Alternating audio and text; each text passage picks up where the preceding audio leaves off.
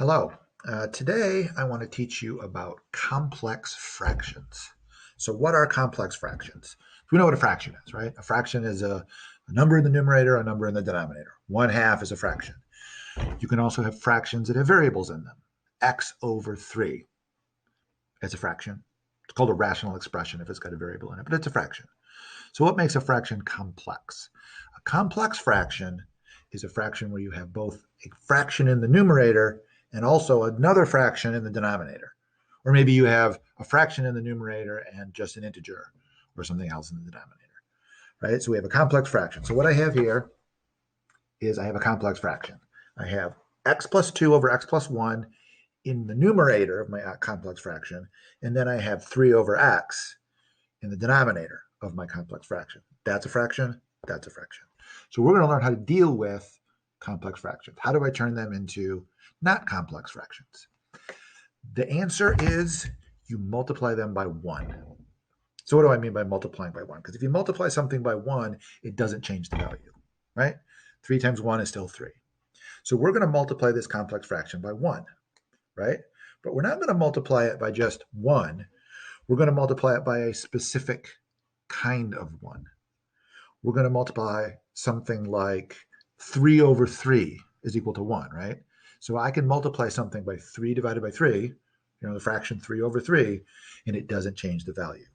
So we're going to use that to our advantage to deal with this complex fraction. If you'll notice, we have x plus 1 in the denominator of that fraction.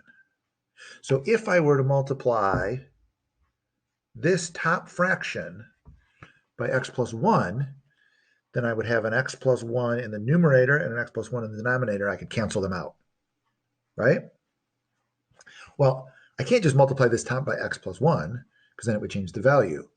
But if I multiply the bottom also by x plus 1, now all I'm really doing is I'm multiplying this complex fraction by 1, right? This 1 looks like x plus 1 over x plus 1, but it's really just 1, which means it doesn't change the value of our overall expression. So if I do that, that allows me to get rid of this x plus 1 in the denominator here. Now I need to do the same thing for this x in the denominator down in the bottom. So I'll do that too. I'll multiply both sides, or both the top and the bottom, also by x, right? So I've taken this complex fraction. This part of it was my original complex fraction. I've multiplied it by 1, twice in this case.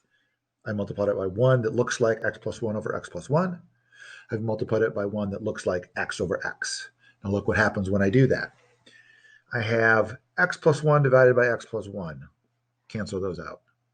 What am I left with? I'm left with x plus 2 times x.